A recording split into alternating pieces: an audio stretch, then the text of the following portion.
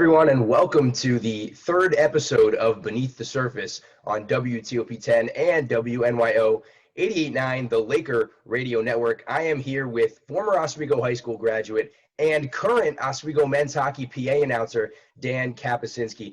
Dan, it's a pleasure to have you here, and how is everything? Going pretty well as could be expected. I appreciate you having me on. It's always a pleasure to talk Oswego State hockey. So you have now been the PA announcer here since 2016, but let me take it back all the way to your childhood. You've been a fan of Oswego men's hockey since you were a kid even. You came to games as a kid, and you've always been around the hockey program. What does Oswego men's hockey mean to you? Well, it's like you said, it's been a part of my life for a very long time. Graduating from Oswego High School, I was a part of the WBUC television program for many years. So had called a lot of high school games growing up. And in the midst of that, always was going to Oswego State. My uncle Joe, my father Mike had been attending Oswego State games since the 1970s. So it's something that's always kind of been in our blood.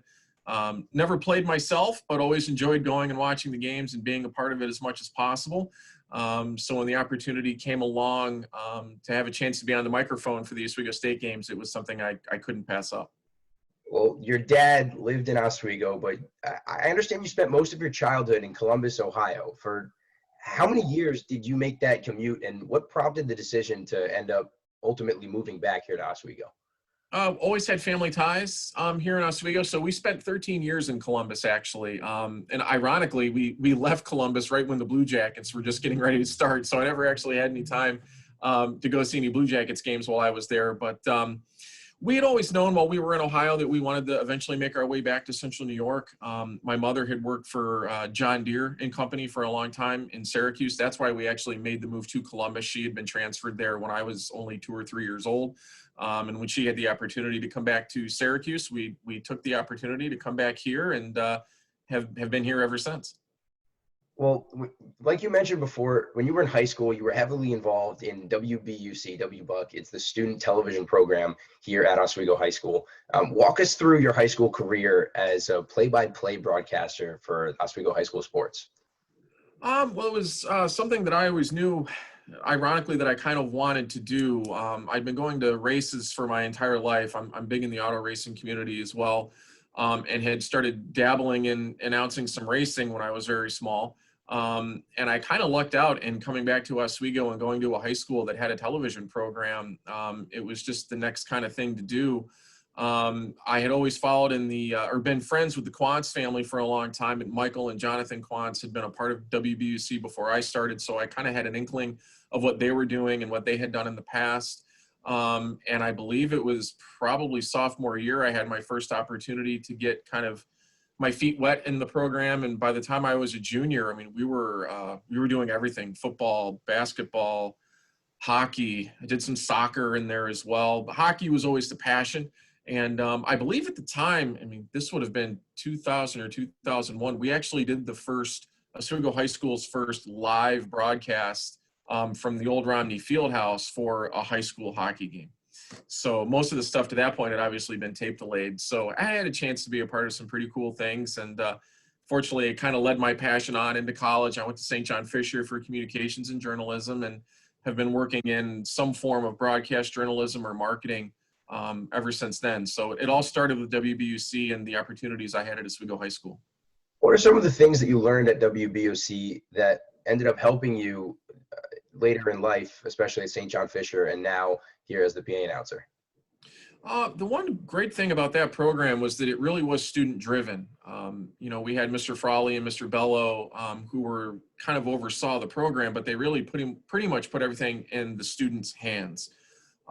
So planning, preparation, and, timeliness was the big thing. A lot of those shows we did, we had the length of a day's period, a 40-minute class or whatever, to get a whole show done and try to get something done, because we had daily shows that we did back then. So you really had to learn to be timely. You had to learn to be prepared, and realize that once you started something, you had to finish it in a certain amount of time that you had. So that's something that sticks with you for a long time. So you must have went to a bajillion Oswego men's hockey games when you were a kid. And growing up, you graduated from Oswego High School, and even beyond. You've been to probably so many games, way more games than we have. Can I ask you, did you ever throw bagels on the ice during Plattsburgh games at Romney Oh Field? yes. Oh yes. I brought garbage bags full of, of Oswego State games. I was heavily immersed in Oswego State hockey. 2001 through 2004, we had a group of us that went to every single game. The 2003 team that went to the national championship and unfortunately fell to Norwich, we loaded up a Monte Carlo full of my buddies and drove all the way out to Vermont for the game. That was right at the end of that era, that Romney era, the bagel era. So I'm pretty much positive I was probably one of the last bagels to officially be allowed to be thrown on the ice. It was a fun time to be a part of. It was wild. It was rowdy. But all things come to an end, and there's a lot of great new traditions now. But yes, I have thrown my share of bagels. Well, you mentioned that you went to Vermont back in 2003. What was that experience like following the team? Although they lost in the final, what was that experience like? It was fantastic. It's a memory. That whole season is a memory that I'll never forget. We became pretty close with Mike Lukajic at the time, who was one of the leading scorers on that team. And, we're friends. And again, it was one of those things where you're a senior in high school or a freshman. A couple of my buddies were freshmen in college, and our parents were trusting us to go out on these trips on our own. And we managed to survive and not cause too much trouble, and, went out to the games and had a great time. And I still have friendships with a lot of those guys on that team today, with friends in high school that I don't even really get to see that much anymore. But anytime we meet up, we talk about that season and the friendships and the stories that we have from that. So it was a great time. So they fell short in 2003, but 4 years later, in 2007, they ended up winning. Did you at all follow them through the 2007 season?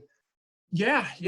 At that time, I was a senior at St. John Fisher, so I didn't get a chance to go to as many games as I would have liked to. But when they came out to Brockport, I would try to get the games, and I think I hit at least a half a dozen games that year. Didn't really get to follow them specifically through the playoff matchups, but I was watching the national championship online when they finally pulled it off, and it was quite a feeling to see. As far as that program has come, especially under Ed Gosick. When I was really following the team, George Roll was the coach at the time, and he had brought the program to new heights before moving on to Clarkson University. But what Ed has been able to do in recent years, well, geez, I mean, it seems like recent years, but it's been a long time now that Eddie's been at the helm. I mean, I guess it's been obviously over 15 years. The ties that he has and the recruiting that he's able to do has really brought Oswego State to the next level. Well, we're going to step aside here, take a quick break on Beneath the Surface, right here on WTOP 10 and WNYO 88.9, the Laker Radio Network.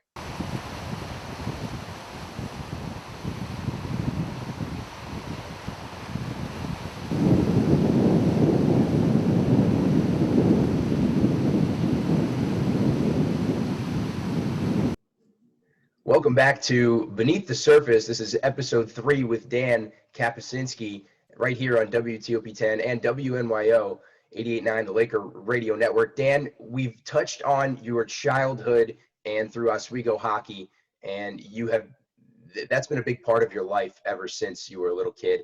But now I want to take it to a different part of your life. A different section is the racing life. You began racing here at Oswego Speedway in 2001, and I'm guessing you grew up watching a ton of races, and that must have played a big part in you wanting to become a racer. Am I correct?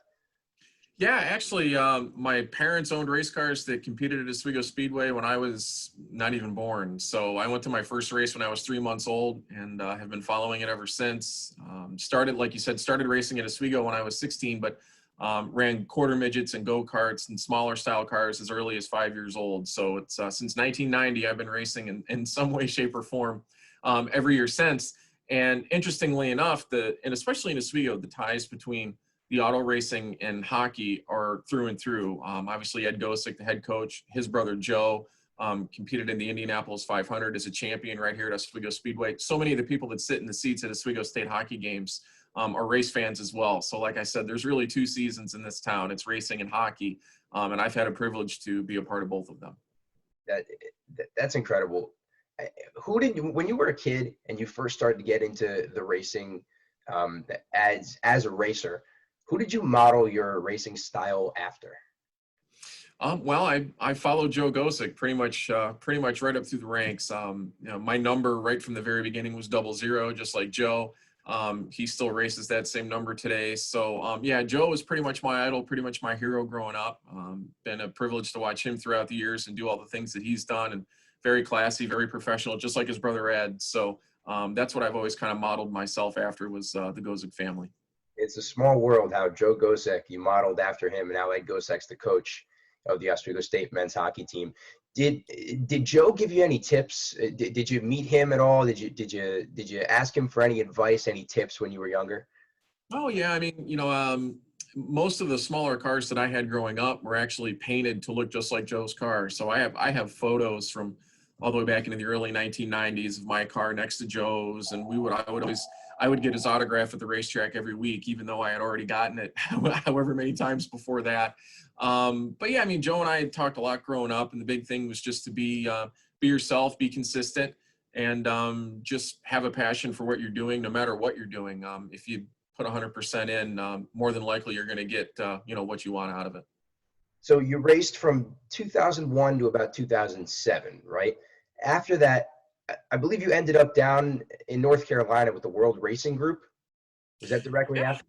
yeah, that's right. I was fortunate that my family was in a position where they could kind of help me race through high school and through the early part of college. But everybody knows the expense that it is to go away to go to school. So I had to decide that it was eventually time to try to make a living in the sport, as opposed to spending everything we had to try to be competitive in it. So I had an opportunity to go to work for the World Racing Group in Charlotte, North Carolina for about 4 years. Spent 4 years down there working with them in the World of Outlaws. And again, kind of a small world situation, because the World Racing Group is the organization that promotes Super Dirt Week, which now comes to Oswego Speedway. In October of every year, they put dirt on the racetrack, and they come run dirt modifieds. So I still kind of have a tie in there. I still do some announcing work for the World Racing Group on occasion. Just did a week-long stretch of races in the era that was supposed to be Super Dirt Week. Unfortunately, it was unable to happen due to the COVID issues. But yeah, still have a tie-in with those guys, and enjoy doing that. What experiences did you take from being down in North Carolina with the World Racing Group, and that you brought back to your career here, just in PR at the Oswego Speedway? Oh, I got to meet a ton of great people, and it was maybe not so much what I learned, but just the things that I was able to do a broad range of things. And working for WRG, I did public relations, I did marketing, but I also headed up their live stream services that they had for races. I got to shoot video at races while announcing at the same time, and got to travel all over the country. One weekend I would be in Chico, California. The next weekend I might be in Volusia, Florida, or Dodge City, Kansas. So the life experiences involved in that are a lot too. When you're 20, 21, 22 years old, and you got to go book your plane ticket. You've got to make hotel arrangements. You've got to get across the country safely and get there and get the job done and get back home and deliver a product back to the people that sent you out there. So just those life lessons of, again, coming back to doing what you set out to do, being on time, and being responsible. Just a quick answer here. What's your favorite racing memory here from the Oswego Speedway?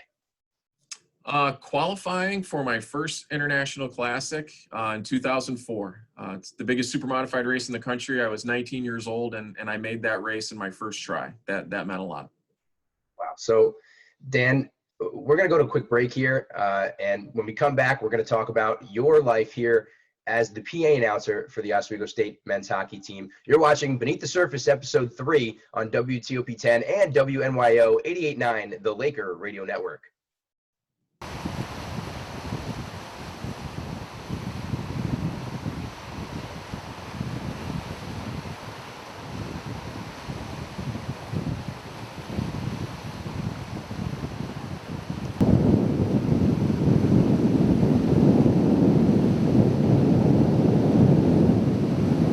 Welcome back to Beneath the Surface, episode 3 with Dan Kapuscinski here on WTOP 10 and WNYO 88.9, the Laker Radio Network. So we've talked about your childhood through Oswego hockey, and we've talked about your racing career. Now we're going to go into the meat here, being the Oswego PA announcer, what's going on right now with you. Originally back in 2016, they had the job open because Bill Foley was going to retire. What prompted you to apply for the PA announcing position? Bill actually reached out to me. Again, a tie-in back to auto racing. Bill was a Speedway announcer for a lot of years, still is at Fulton Speedway. He was familiar with the work that I had done in the past and also my passion for Oswego State hockey, and knew the announcing that I had done for Oswego High School. So Bill and I go a long way back. I'll never forget, I was actually, I was in Toys R Us shopping for a birthday gift for a friend of mine's son. And Bill called me up. Oh, it's odd for Bill Foley to give me a call on my cell phone. And he mentioned, that he was going through a transition, was going to be retiring from the position, and wanted to let me know right away that there was going to be essentially an open tryout. And I couldn't pass up on it. It was kind of it was a really cool opportunity. So he must have played a pretty big role in your style of being a PA announcer as well, right? Yeah, I mean, I grew up listening to Bill, obviously through Oswego State, but at the time, Bill was, before I started announcing the Oswego High School games, Bill was doing that as well. So I kind of gave him a little bit of a reprieve in that and some of the high school stuff that I had did. But yeah, I mean, my days as a public address announcer in hockey are deeply rooted in that of Bill Foley. I listened to him for a lot of years. What are some of those things? Can you elaborate on that? What are some of the little tidbits of information that you got from him that you use today?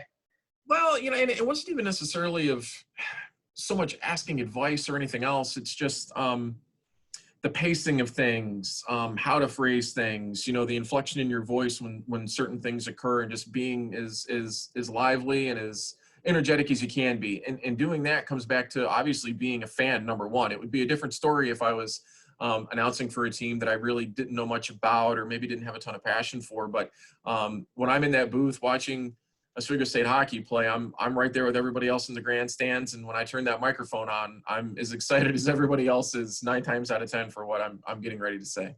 Are you still in contact with Bill today? Yeah, absolutely. Mostly through social media.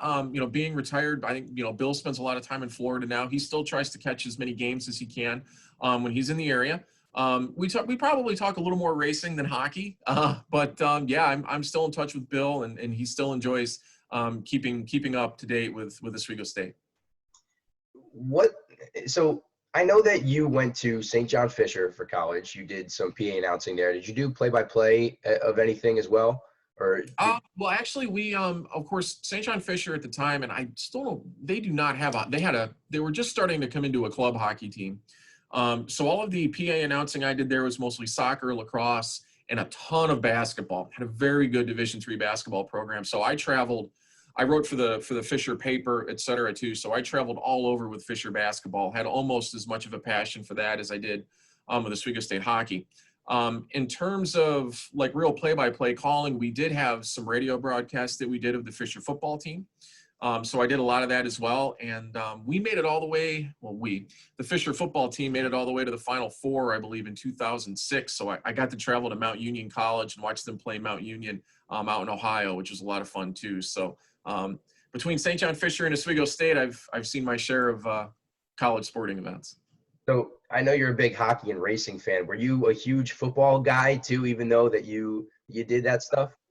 Not necessarily. I mean, I've been a lifelong New York Giants fan. That's unfortunately, I can say that right now. That stems back to my father's days. And played a little bit of football in my time, but hockey and racing have been my biggest passion.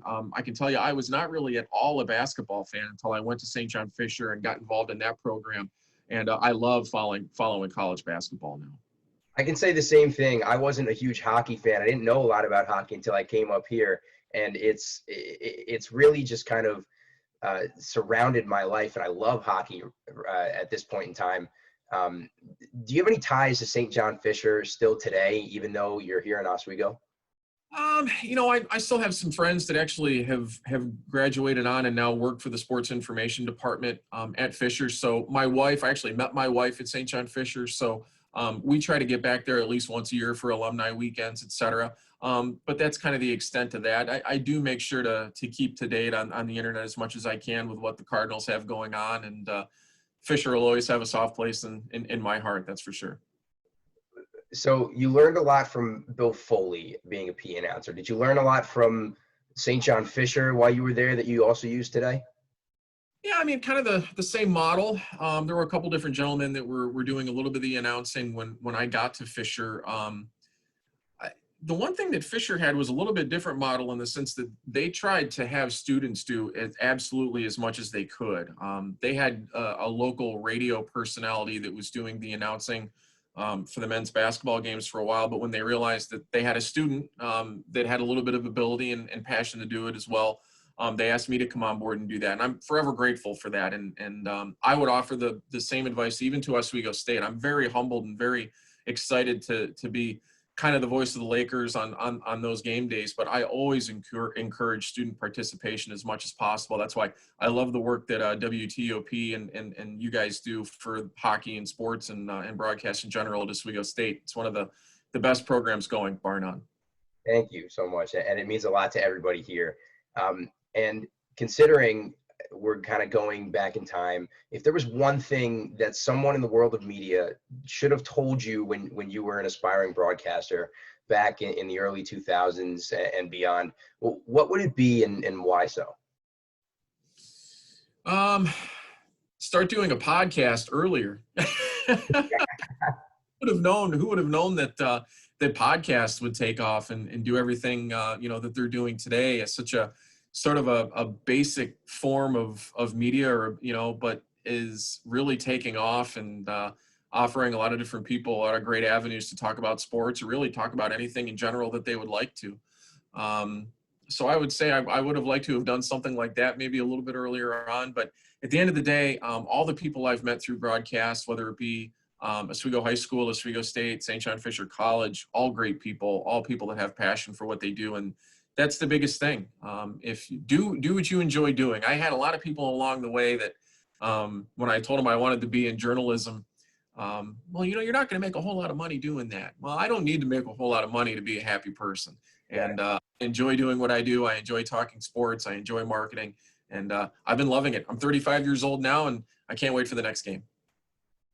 Is there one moment that stands out above all others from your blooming career, either as a PA announcer or even at the Speedway or in racing, or even just for the Oswego State men's hockey program, that kind of stands out above all? You stick to Oswego State. When Oswego State won the SUNYAC championship in 2003 in Romney Fieldhouse, and that was back when they didn't even have mini games at that point. It was literally a best of 3 series. It wasn't just one game. So we beat Plattsburgh game 3 in Romney, and Mike Lukajek, our longtime hero in the sport, was the MVP of that little stretch run they had before they went on to play Norwich in the national championship. That sticks out to me forever to this day. I can still see it with my own eyes. We sat right behind the bench there at Romney in Section G. And it was a very exciting day, especially to beat Plattsburgh. Well, I hope we soon get to have those experiences again. But for now, I want to say thank you so much for coming on this show. Dan Kapusinski, everybody, the Oswego State PA announcer. The next time we get to see Oswego State hockey in person, you'll be able to hear him from the Morano Campus Center and all the home games for the Oswego State Lakers. Dan, thank you so much. And this has been episode 3 of Beneath the Surface with Dan Kapusinski, here on WTOP 10 and WNYO 88.9, the Laker Radio Network. Thank you so much for tuning in.